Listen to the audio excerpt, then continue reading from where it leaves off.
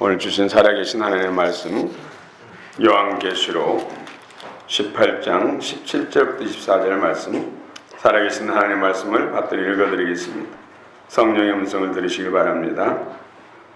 그러한 부가 한 시간에 망하였도다. 모든 선장과 각처를 다니는 성객들과 선원들과 바다에서 일하는 자들이 멀리 서서 그가 불타는 연기를 보고 외쳐 이르되 이 큰 성과 같은 성이 어디 있느냐 하며 뒷걸을 자기 머리에 뿌리고 울며 애통하여 외쳐 이르되 화있도다 화있도다 이 큰 성이여 바다에서 배부리는 모든 자들이 너의 보배로운 상품으로 치부하였더니 한 시간에 망하였도다. 하늘과 성도들과 사도들과 선자들아 그로 말미암아 즐거워하라. 하나님이 너희를 위하여 그에게 심판을 행하셨음이라 하더라. 이에 한 힘센 천사가 큰 맷돌 같은 돌을 들어 바다에 던져 이르되 큰 성 바벨론이 이같이 비참하게 던져져 결코 다시 보이지 아니하리로다. 또 검은 것 하는 자와 풍냐하는 자와 퉁소 부는 자와 나팔 부는 자들의 소리가 결코 다시 내 안에서 들리지 아니하고 어떤 세공업자든지 결코 다시 내 안에서 보이지 아니하고 또 맷돌 소리가 결코 다시 내 안에서 들리지 아니하고 등불빛이 결코 다시 네 안에서 비치지 아니하고 신랑과 신부의 음성이 결코 다시 네 안에서 들리지 아니하리로다. 너의 상인들은 땅의 왕족들이라.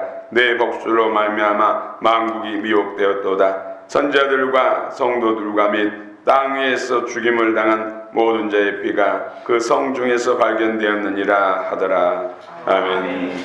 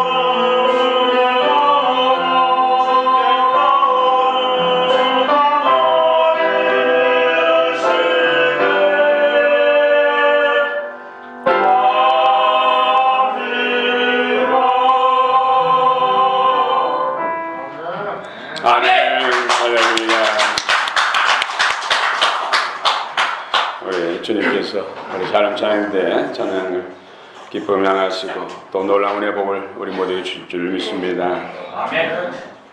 마음을 활짝 내시고 주님 바라보시기 바랍니다. 주의 음성을 들으시기 바랍니다. 바다에 빠진 큰 성 바벨론. 드디어 다음 주에는 어린 양의 혼인잔치가 벌어집니다. 우리 인사합시다. 예수 부활하셨습니다. 예수 부활하셨습니다. 우리도 부활합니다. 우리도 부활합니다. 할렐루야. 아멘. 인도 반도의 동남쪽에 위치한 스리랑카. 여러분 스리랑카라고 들어보셨습니까? 우리 한반도 남북한의 면적의 한 36%, 인구는 2,200만 정도 된다고 합니다. 그런데 내전으로 인해서 참 나라가 많이 어려운 것 같아요. 그리고 부도 위기 가운데 있다고 합니다.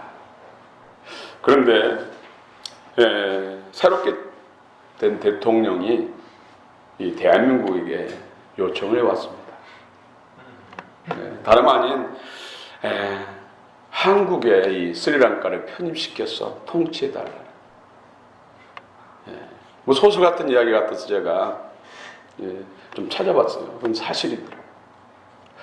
동남아 선교대회에 올라온 글을 제가 보고 다시 한번 확인했는데 그게 사실이에요.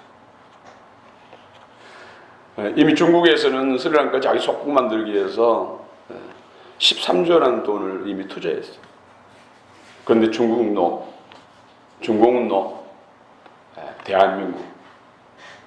대한민국 원한다는 것이죠.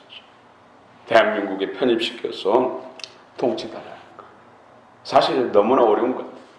부도 위기 속에서 나라가 송두리째 없어질 그런 상황 속에 그런 위기 가운데서 뭐 일본도 아니고 중국도 아니고 아시아에 특별히 대한민국을 손을 내밀고 도와달라. 이런 것이 참 기쁜 소식이지 않습니까?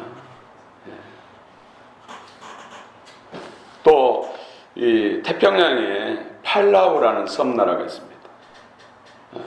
그런데 그 팔라우는 이름까지도 네오코리아, 팔라우에서 네오코리아, 신한국이라는 이름을 바꿨어요. 그리고는 이 대한민국에게 역시 편입시켜서 통치해달라, 구해달라. 그 나라는 계속해서 기후변화로 인해서 남극, 북부 만년설이 녹아내리면서 해수면이 높아지면서 이제 이대로가면 그 나라가 없어질 상황 속에 있어요. 그런 상황 속에서 자기들이 네오코리아다 이름까지 나라 이름을 바꾸고 이 대한민국에 도움을 요청하고 있어요. 어떻게 하자고 그런 것입니까? 그 나라 전체를 옹벽을 쳐서 한 3, 40m, 한 50m까지 옹벽을 쳐서 하면 몇십 년 더 살아남을 수 있을 것 같은 생각 들고, 아니면 해상 나라를 만들어가지고 어떻든 간에 이 대한민국에게 다른 나라도 아니고 얼마나 유럽도 많잖아요. 미국뿐만 아니라 여러 나라가 많은데 이 대한민국이 그 이유가 이 대한민국은 외침을 많이 받았지만 다른 나라들을 침략한 적이 없고 이 대한민국은 참 선한 나라, 선한 민족으로 구성된 나라다. 그리고 기업가들이 각 세계 곳곳에 진출해서 선한 영향을 많이 끼쳤다는 것이죠. 특히 선교사님들이 선한 영향을 많이 끼쳐가지고 대한민국 그러면 좋은 나라, 도와주는 나라, 이런 이미지가 각 나라들에게 각인됐다는 것이죠. 폴란드 같은 나라도 육해공군 모든 무기를 우리 대한민국 방산 무기들을 다 교체하고 있어요. 그리고 통치 체계까지도 접목시키고 있다는 것이죠. 외에도 여러 나라들 대한민국을 향해서 손을 내밀고 있어요. 와서 도우라. 와서 도와주세요. 우리는 여기서 이 대한민국 하나님의 관점으로 세상을 볼 수가 있습니다. 왜일까요? 마지막 때 대한민국을 영적 제사장 나라, 대제사장 나라로 세우시고 성경 한국으로 복음을 나르는 복음의 날들수록 하나님께서 사용하시고자 하나님께서 지금 일하고 계신다는 것이죠. 뭐 중남 칠레 나라도 우리 대한민국 때문에 자기가 대통령이 되고 그런 공식 석상에서 대한민국을 찬양하고 고마하는 그런 일들을 많이 하고 있어요. 특별히 케이팝이니 여러 가지 문화적인 이런 것들이 세계 곳곳에 지금 힘있게 뻗어나가고 있어요. 큰 영향을 미치고 있다는 것이죠. 그 이유가 하나님께서 하고 계시는데 복음을 위해서 마지막 때 대한민국을 통해서 열방을 구원하기 위해서 하나님께서 그렇게 하시고 있다는 것이죠. 그래서 우리는 지금 어떻게 해야 되겠습니까?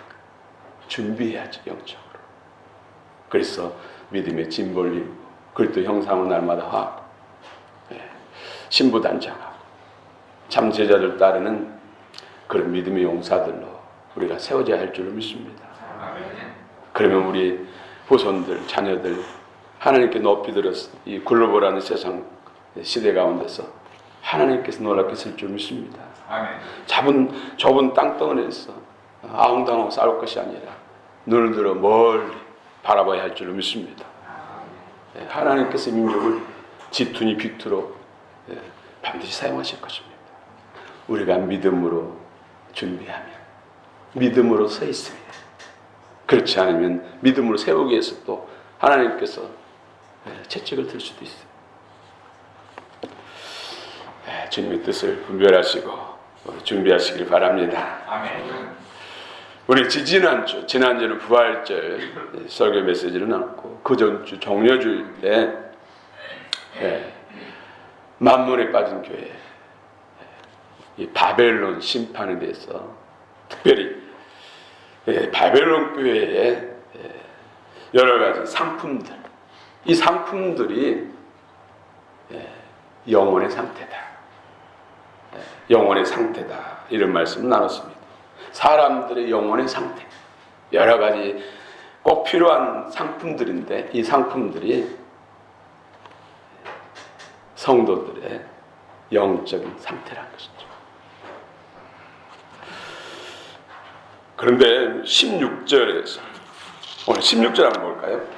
16절 18장 16절 시작. 이르되 화이토다 큰 성이여 세마포 옷과 자주옷과 붉은 옷을 입고 금과 보석과 진주로 꾸민 것인데 여러분 생각나십니까? 이런 화려한 옷을 입고 또 금과 보석과 진주로 꾸몄는데 이 코디네이션을 말한 것이 아니에요. 꾸민 것 가짜란 거예요. 가짜. 아멘. 사람 보기에는 화려하고 놀랍다. 대리석 건물에 수많은 각계각층의 교인들 또 뭐 시스템 뭐 오케스트라 찬양대 뭐 화려한데 대단하게 보이는데 뭐 그런 교회도 있겠지만은 가짜가 많다는 거예요. 겉으로 보기에는 화려하고 대단한 것 같은데 속은 텅 빈다는 거. 겉과 속이 다르다는 거. 위장됐다는 거. 위장됐다. 라오디게에 주님이 책망한 것처럼 눈물고 공고하고 피폐했다. 잘 믿고 있다. 우리는 부자다. 잘 산다. 잘 믿고 있다. 대단하다 그러는데 주님 보실 때는 가짜라는 것이죠. 중심을 보신 주님의 눈 안에서 불 같은 눈을 볼 때는 꾸며졌다. 개끌이 소매네 도금됐다. 페인트 칠해졌다. 위장됐다는 뜻이죠. 그래서 하나님이 심판하는 진짜를 주시기 위해서, 진짜로 만들기 위해서 재앙과 재난, 심판을 간다는 것이죠. 회개하고 진짜가 되라고, 새로지라.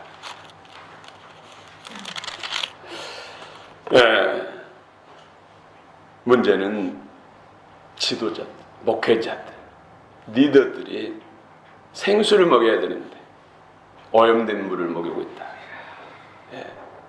음행의 포도주를 먹이고 있다. 세속적이고 만몬인적인 그런 꼴을 먹이고 있다. 독초를 먹이고 있다는 것이죠. 이것으로 인해서 교회가 병들고 타락했다는 것. 그런데도 모르고 있다는 것. 실체를 못 보고 있다는 것이죠. 그래서 재앙과 재난을 통해서, 심판을 통해서 사방팔방이 다 막히면 사람은 어디를 봅니까? 하나님을 바라본다는 것이죠. 그래서 주께로 돌아오고 새로지라. 재앙과 재난, 심판의 목적은 멸망이 아니라 회개하고 새로지다. 회개하고 구원받고 또 하늘의 영광과 상급을 받으라. 오늘도 여러분 크고 작은 문제 앞에서 주님 앞에 더욱더 가까이 가시기 바랍니다. 주님의 말씀 없이 무릎 꿇기를 바랍니다. 진리와 성령으로 충만한 은혜를 구하시기 바랍니다. 오늘 17절부터 특별히 바다에 빠진 큰 성 바벨론, 바다, 땅과 바다. 우리는 15장에서 불이 섞인 유리 바다 위에서 할렐루야, 모세의 그 노래, 어린 양의 그 노래를 부르는 그 광경을 이미 우리는 보았습니다. 오늘 바다에 빠진, 이 바다에 빠진, 불이 섞인 유리 바다에 빠진 큰 성 바벨, 타락한 교회, 회개치 않고 끝까지 돌이키지 않는 타락한 자, 그들이 바다에 빠진다는 것이죠. 불이 섞인 유리 바다에 빠진다는 것입니다. 우리 17절 18절 봅시다. 17절 18절 시작. 그러한 누가 다윗 시대에 행하였다. 모든 성전과 탑세를 하는 관객들과 선원들과 바다에 사용하는 자들에게 눈을 주소서. 그가 불타는 연기를 보고 백성에게 그 상상과 그러한 부가 한 시간에 망하였도다. 미야호라, 한 시간. 여러분, 한 시간, 한 일에는 7년. 그래서 우리가 시간적으로 볼 때, 시대적으로 볼 때, 마지막 때 7년 환란을 말하는 것이죠. 7년 환란. 우리 성경을 통해서 미래의 세계에 가서 지금 은혜를 나누고 있어요. 근데 사실 이 시대가 지금 마지막 때. 여러분, 노아 홍수 이후에 노아 방주를 통해서, 노아 교회를 통해서 구원받은 사람들은 8명 있어요. 8명. 노아와 또 아내, 셈, 함, 야벳, 그의 아내들 8명이 있어요. 노아의 아들 함이 아들 낳는데 구스죠. 구스가 아들 낳는데 니므로. 노아 방주교회 얼마나 은혜로운 교회입니까? 그런데 불과 4대 만에 하나님을 등지고 타락하고 더 나아가서는 하나님을 대적하는 니므롯이 났어요. 니므롯이 신할 평지에서 하나님은 세상 곳곳으로 흩어지라 그랬는데 하나님 말씀은 정면으로 받아치잖아요. 흩어짐을 면하자. 모여라. 무슨 흩어지긴 흩어져. 함께 모여야지. 모여야 힘이 생기지. 그리고는 신할 평지에다 바벨탑을 쌓고 바벨론 제국을 구 바벨론 제국. 그래서 스스로 구원을 받자. 우리 하나님 필요 없다. 우리가 스스로 구원받으면 돼. 하고 바벨탑 쌓는. 이것이 첫 번째 고대 바벨론. 그리고 느부갓네살을 통해서 바벨론, 구바벨론이 세워지죠. 제국. 그리고 지금 마지막 때 신바벨론. 우상의 처음 시작도 바벨론이고 하나님은 마지막 때 정말의 마지막 짐승정부 적그리스도 정부도 제국도 바벨론이라고 말씀하고 있어요. 바벨. 근데 하나님께서 회개하고 구원하시기 위해서 그들을 통해서 또 세상을 구원하기 위해서 심판하셨다. 심판이 가해지니까 너무 고통스러워, 너무 괴로워서 힘들어서 울면서 머리에 티끌고 회개한다는 것이죠. 그래서 이 계시록은 그 중심에 회개하고 돌이키고 이기는 자에게 하늘의 영광과 상급을 주겠다. 그래서 우리는 범사에 크고 작은 문제를 만났을 때, 또 마음이 공고할 때, 목마를 때 항상 나를 다뤄보고 주님 앞에 더욱더 나가기를 원합니다. 주의 말씀 앞에 물 끓기를 원합니다. 깊이 묵상하면 계시 영임하고, 계시 영임하면 말씀이 확신이 생기고, 말씀이 확신이 생기면 그 말씀이 영과 생명이 되고, 영과 생명이 되면 금같고 보석 같고 믿음이 생기고, 믿음이 생기면 역사가 일어나는 것이죠. 응답이 이루어지는 것이죠. 그렇습니다. 11절에 보면은 28가지 바벨론 교의 상품들, 사람들의 영혼의 상태를 말씀하고 있어요. 푸시카스, 안돌폰은 사람이라는 뜻이고, 푸시카스는 영혼들. 그런데 16절에서 꾸며졌다. 실제는 가짜란 것이죠. 겉으로 보기에는 좋게 보이는데 속은 그렇죠. 이것이 주님이 심판하는 이유란 것이죠. 진짜가 돼야 돼요. 우리는 너무 가짜에 속잖아요. 가짜에. 그러나 사람은 속일 수 있지만 하나님은 속일 수 없어요. 하나님의 우리가 평가를 받지 사람들의 평가를 궁극적으로 받는 것이 아니에요. 아멘. 그래서 우리는 하나님 앞에서 진실하고 정직하고 하나님 앞에서 인정받아야 된다는 것이죠. 이것이 진짜 신은.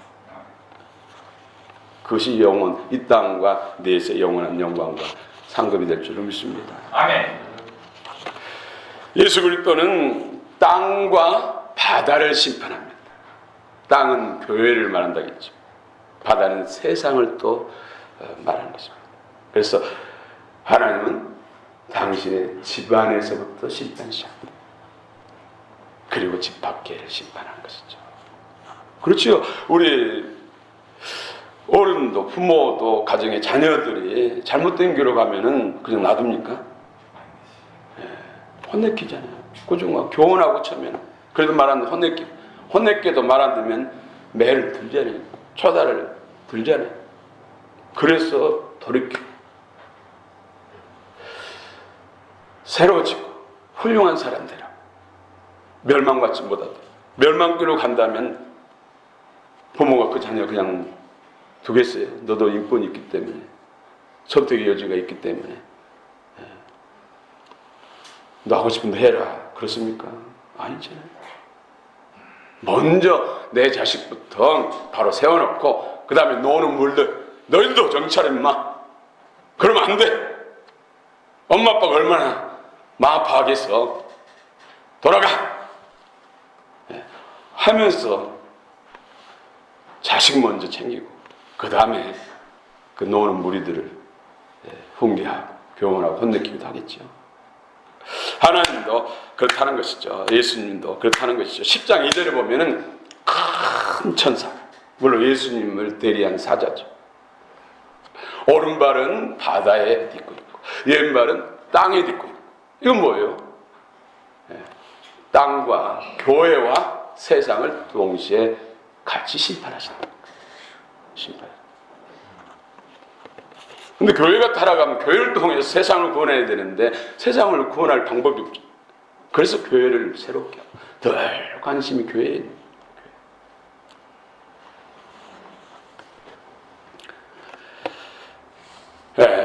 우리 19절도 한번 읽읍시다. 19절도 시작. 기끌을 장애물에 뿌리고 물며 행하여 이르시되 하나님보다 이 성이여 바다에서 배부르는 자들이 너의 보배로 상품으로 수고했더니 한 시간에 망하였다. 예, 여기서도 한 시간에 망했다. 미아호라. 사실 그렇죠. 사람들이 모아놓고 쌓아놓은 것들 하나님이 지켜주지 않으면 순간에 한 줌의 죄로 흔적도 없이 사라지죠. 그러면 피눈물 흘리면서 고통하잖아요. 우리가 지금 오늘 이만큼 사는 것도 하나님의 은혜예요. 하나님이 지켜주시고 그 은혜를 잊지 마시기 바랍니다. 아멘.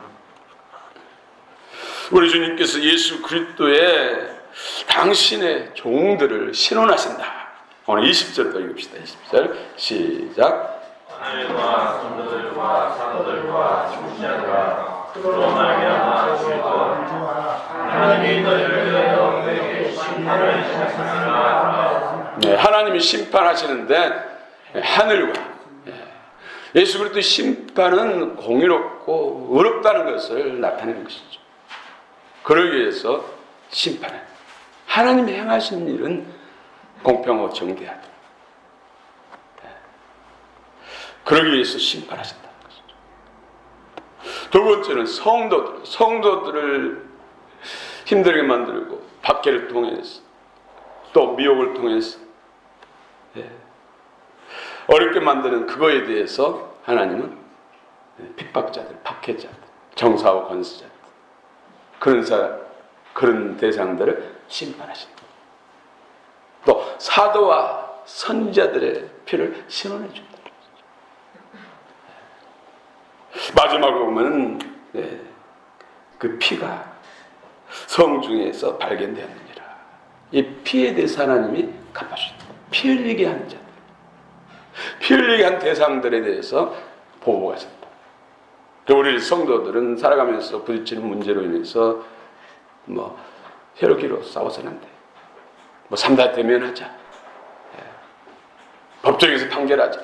먼저 하나님 앞에 기도하고 하나님이 하시도록 하나님의 인도함을 받는 것이 그것이 가장 지혜로운 방법인 줄 믿습니다.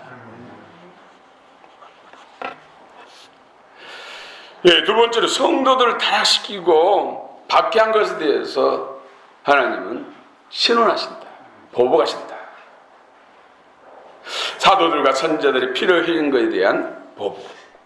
여러분 계시록 6장에서 보면은 다시는 뛰니까 제단 밑에 있는 순교자들이 대주지요. 우리 피를 어느 때까지 갚아주지 않겠습니까? 우리 피를 갚아주세요. 신원해 주세요. 그러니까 뭐라고 했어요? 내 동무들의 숫자가 찰 때까지. 이 동무들 초대교회 이후에 계속해서 순교자들 나왔어요. 우리나라도 6.25 때 엄청난 많은 순교자, 일제시대 순교자들이 많이 나왔어요. 지금도 북한에 지난 몇 년 동안에 수만 명의 순교자를 냈어요. 그런데 이 동무들의 수가 채워지는 것은 바로 7년 환란, 그것도 후 3년 반. 두 중인 교회들이 죽임을 당하잖아요.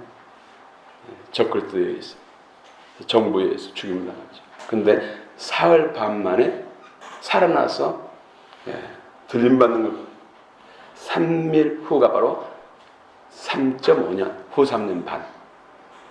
엄청난 거짓 교사들, 거짓 선지자들, 적그리스도에 의해서 엄청난 크리스천들이 죽임을 당하고 그들이 3년 후, 3.5년 후에, 후 3년 반 후에 죽었다. 그때 다 하나님이 계획하신 순교자의 수가 채워집니다.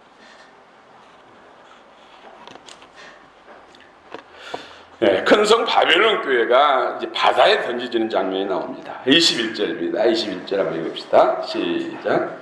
이에 한 맹세 천사가 금백을 같은 돌을 만들어 바다에 던져주되 큰 바벨론이 이같이 비참하게 던져져 결코 보이지 아니하리라. 큰성 바벨론이 맷돌을 들어서 돌을 들어서 바다에 던지면 어떻게 됩니까? 가라앉아 뽀로로 하면서 다시는 볼 수가 없죠. 바닷속 밑창에 들어가지 않는 이상. 그런 것처럼 하나님이 심판하신다는 것이죠. 회개치 않는 자, 끝까지 회개치 않는 자, 끝까지 회개치 않는 영혼들은 그렇다는 것이죠. 예수 이름을 불렀으나 뭐 성령의 은혜도 체험했다 할지라도 타락하거나 배도하거나 또 그리스도의 신부 교회를 분열시키고 하나님의 성도들을 실족시키고 그러고도 회개치 않는 사람, 불의 병기로 쓰임받고도 회개치 않는 사람, 그런 사람들이 받는 심판의 불모, 지옥, 이것이 바로 불이 섞인 유리거든요. 불이 섞인. 참으로 이 부분에서는 중요한 거예요. 우리가 교회 다니면서도 비방하고 험담하고 교회를 어지럽히고 정말 충성되게 일하는 사람들을 험담하고 해서 흔들고 그 가운데서 믿음이 연약한 사람들이 실족당하죠. 교회가 큰 시험에 오면 가장 먼저 실족당한 사람들은 믿음이 약한 사람들, 믿음이 약한 성도들. 그래서 예수님께서도 마태복음 5장 산상수훈에 말씀하실 때 형제를 마태복음 5장 22절 보면 형제에 대해서 라카, 이것은 형제를 비방하거나 조롱하는 말이에요.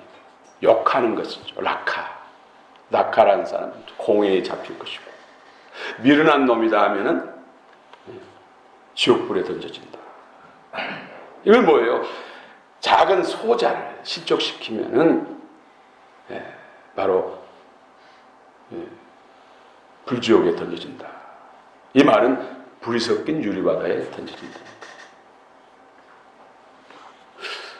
그러면 구원받을 사람이 몇 사람이 될까? 그런 일이 있으면 회개를 해야죠. 하나님 그래서 회개라는 은혜를 주신 것이 얼마나 다행입니까? 뭐 죄종을 비방하고 험담하고 해가지고 이 교회를 어지럽히고 영적 권위를 떨어뜨려가지고 그 가운데서 또 실족한 사람, 어떤 사람이 실족해요? 믿음이 약한 사람입니다. 이 소자 보니까 소자니까 미크로 영어 발음은 마이크로 1000분의 1mm까지도 측정할 수 있는 이 계측기 마이크로 자 이런 거 있잖아요, 그렇죠? 미크로 이것이 1000분의 1mm만큼 작은 믿음 있는 사람. 더 큰 믿음은 예수님은 겨자씨만한 믿음만 있어도 이 산을 들려 바다에 던지려 하면 그렇게 된다고 그랬잖아요. 믿고 심지 않아요. 그런데 그보다 더 적은 믿음, 소자, 작은 자, 미크로 1000분의 1mm만큼 작은 믿음을 가진 영혼들은 실족합니다. 욕먹어도 실족하고 비방해도 실족하고 교회가 어지럽고 흔들려도 실족해.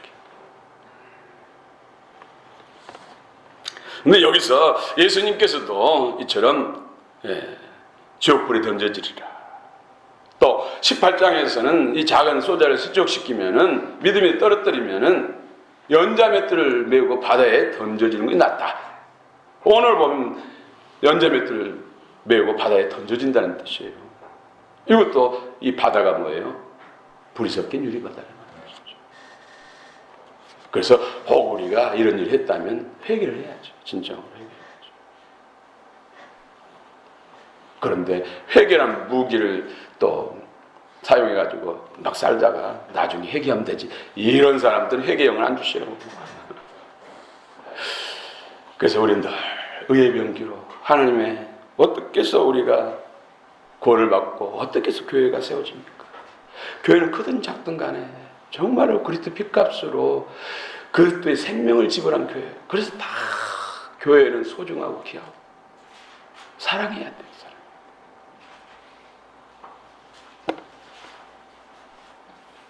그래서 우리는 우리 교회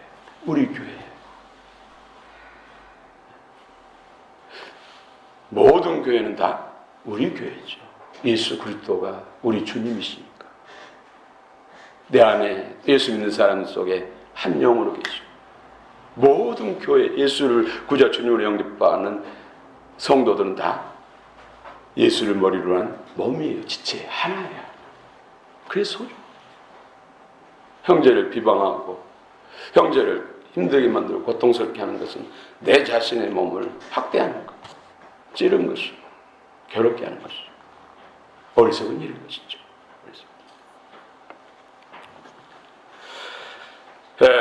계시록 15장에서 이 첫째 부활에 참여한 그들이 유리 섞인 바다 위에서 모세의 그늘에 어린 양의 그늘으로 할렐루야 우리를 구원하시니 놀랍도다 할렐루야 대주제요 할렐루야 찬양합니다. 불 섞인 유리 바다에 빠진 영혼들이 보이잖아요. 예수님께서 누가 보면 16장 19절 31절에서 말씀한 것처럼 거지 나사로 부자에 비유했습니다. 부자가 불목 가운데 들어가서 고통하는데 낙원에 가 있는 아브라함 품 안에 안긴 낙원에 가 있는 나사로가 다 보잖아요. 이쪽에서도 보고 저쪽에서도 보고. 그걸 생각한다면 참으로 아직 주 밖에 있는 영혼들에 대한 가슴 아픈 기도를 할 수밖에 없죠. 그래서 우리는 전도대를 한 거예요. 아멘. 생명주체를 하는 거. 프랭카도 만들고 전단지도 만들고 또 배너 입간판도 만들고 끊임없이 기도하고 전해서 반드시 D-Day 날 주께 돌아오는 역사들 구원받는 역사가 놀랍게 이루어지기를 원합니다. 아멘. 한 영혼이 돌아와서 구원받으면은 하나님께 주의 사자들과 함께 주님이 천국에서 셋째 하늘에서 청짠질 배설한다고 했어요. 우리는 이 땅에서 많은 영혼들 죽게 돌리고 청짠질 배설하고 천국에서는 주님과 사자들이 일로 인해서 청짠질 배설. 얼마나 놀라운 축제로다 축제로다 영광일세 할렐루야. 아멘. 말씀을 이제 마치겠습니다. 예수님 이 땅에 오신 목적이 무엇일까요? 영을 찾아 구원하려. 이것을 계시록적으로 답하면은 혼인잔치를 했어요. 신부를 만들기 했어요. 말씀이 육신이 되 우리 가운데 거하심에 그 장막지심에 교회를 세우기 위한 그것도 어떤 교회예요? 거룩한 교회. 혼인잔치에 참여하는 신부된 교회. 이것이 하나님의 경륜이에요. 혼인잔치를 위해서 그처럼 예수님이 이 땅에서 고난을 당하시고 또 부활 승천하시고 성령을 보내주시고 수많은 사도와 선인자와 주의 종들을 통해서 교회를 세운 것이죠. 신부를 만든 것이죠. 그래도 고린도전서에서도 하나님께서 심는 이가 누구예요? 사도 선지자 말씀을 받은 사람. 심는 이가 있고 그 사도 바울은 바나바와 사도 바울 같은 베드로 같은 사람은 심는 이라고 그랬죠. 심는 이. 그 다음에 물주는 지금 같은 목회자들 우리 교회로 하면 또 리더들 셀장 부셀장 이런 리더들 물 주는 자. 그러나 잘해야 되잖아요. 잘하게 하는 분은 성삼위 하나님. 성삼위. 이 합력에서 하시는 일이 바로 장막침, 무너진 장막, 사단에게 빼앗긴 장막도 다시 찾아서 새롭게 세우는 이 대상이 바로 우리 성전건축, 제자도 하는 것이 결국은 뭐예요? 신부를 만드십니다.